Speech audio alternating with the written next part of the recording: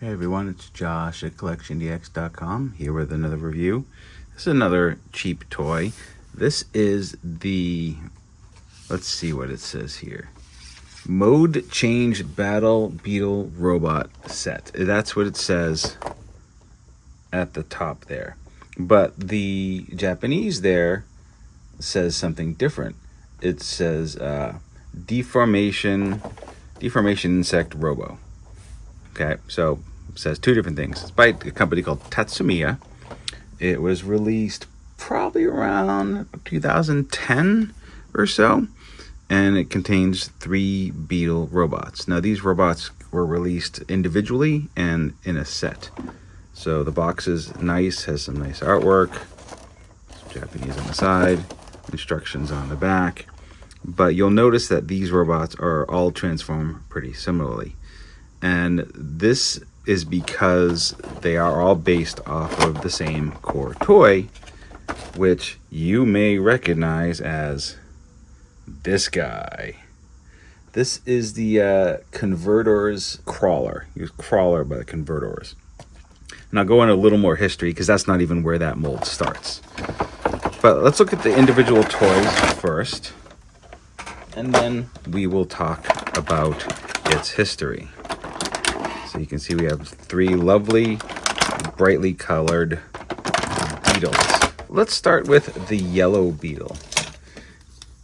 His name is Messenger of the Sun Giga Hercules. And, you know, Hercules is a type of Japanese beetle, Hercules beetle. I'm not going to be able to comment on the accuracy of said beetles. They're all variations of the same beetle. But it's brightly colored and looks good. I mean, it has a real attractive look to it. It's a nice color, and transformation is pretty simple. Here what we do is we unfold the feet, and then the legs kind of come up and out and down. Pretty tight. I'm happy with the tightness of that there. Turn these up. On the back, the whole section kind of comes up on a pivot there, right? And this section in the front comes down. The arms come in. And these things go out a little bit. And then this goes back. And you can open up these wings. And there you have Giga Hercules. At this point, you know, he's got little articulated elbows. Does move at the hips. Does move at the knees. Does move at the feet. The face is pretty simple, but it's nice. And it's well made. So I am pretty happy with him as a figure. The brown one is called Warrior of the Earth Grand Beetle. It's not as nice as the other one. It is very loose. And if you look up close, the quality of the plastic molding here is not great. It feels like it was made by a different company than the first one. But the transformation is essentially the same. Bring the feet down, turn the legs up. It's amazing how much more loose this one is than the other one.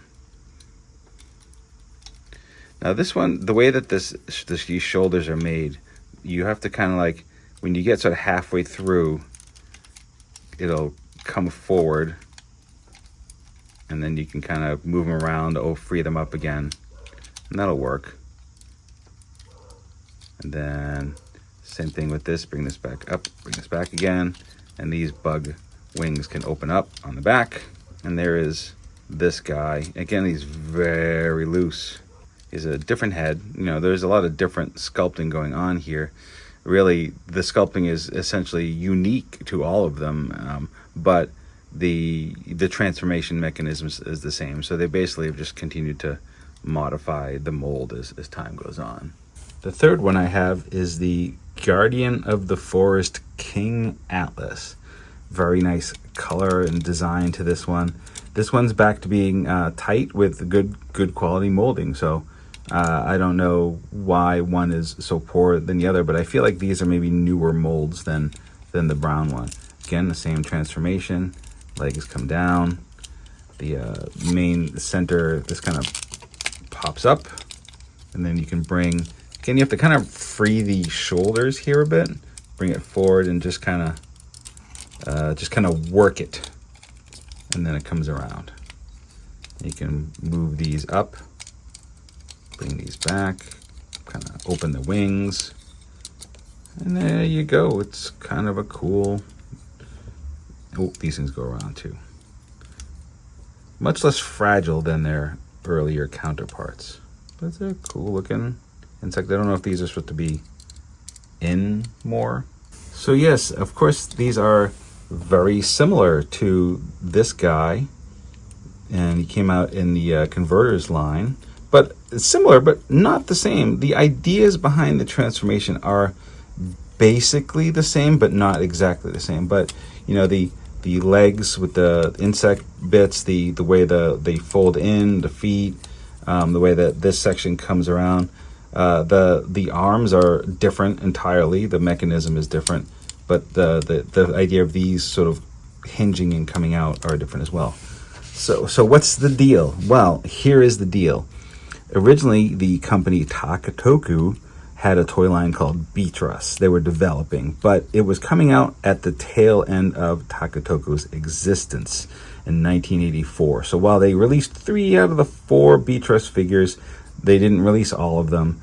And Mark was a company at the time that worked with Takatoku to produce their sort of cheap toys. So Takatoku went out of business. Hasbro bought some of these assets and released them as the deluxe Insecticons, right? So in this case, the Beat Gadol from Beatrice became Barrage and Transformers. At the same time, the cheap toy version of Beat Gadol was never released by Takatoku. It was only released by Mark, which released it as part of Converters. I'm still trying to sort out if Select and Mark were the same company, just a different branch. But a lot of Mark products got released by Select in the US on the Converters line. So this became the Converters crawler. And that, you know, Takatoku went out of business, 84? This was released in the US in 85, okay? But the story doesn't end there. After that, Mark only lasted for a few years. They went out of business. We don't know exactly when, but we think 86 or so. Sometime after that, a company called Jam came into play.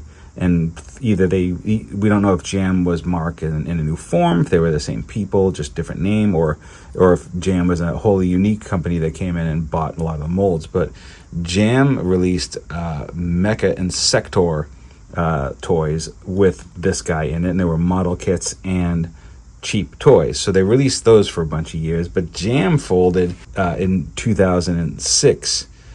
But for a period of time, from 2003 to 2006 roughly, these guys were released in co-branded Tatsumiya and Jam packaging. So if you look on the back of the package, which this isn't one, but you know, you see, you know, this Tatsumiya stuff, there would be a Jam logo right in here.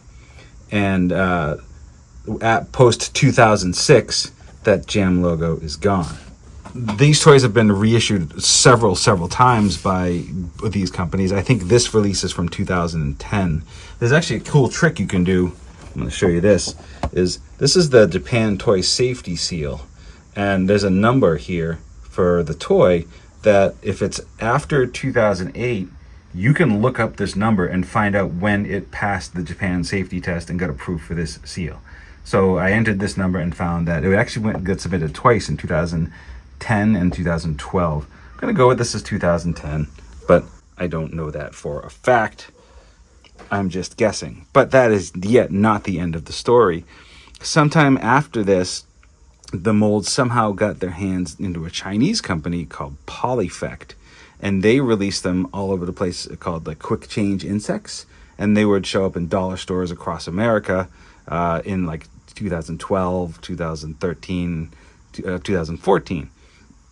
So it's interesting to see that this mold, this concept that started in the 1980s, probably around 1983 or so, has survived in variations all the way through, the 2010s, mid 2010s, may still be being made today. I don't know. I feel like these things just evolve, like real animals. Real insects, they just continue to evolve and find new life in different formats. So I guess that's just a brief overview of these things. They're fine, they're cheap, they're interesting if you like bug robots, but not essential. But, I wouldn't pass them up if you came across variants of these. No, this is just the Beetle sort of set.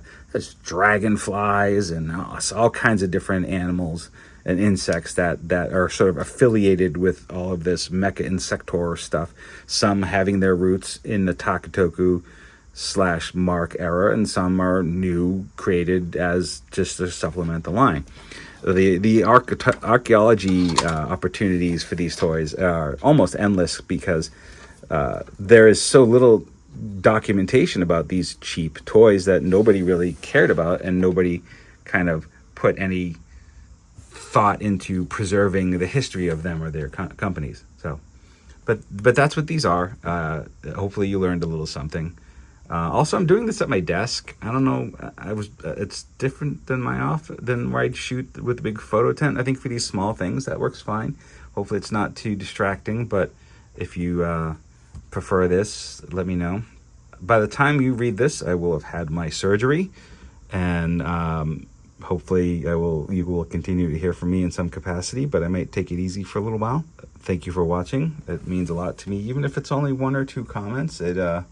It's enough to keep me going, and I think I do appreciate it. It's a nice little validation. So, all right, thanks again for watching.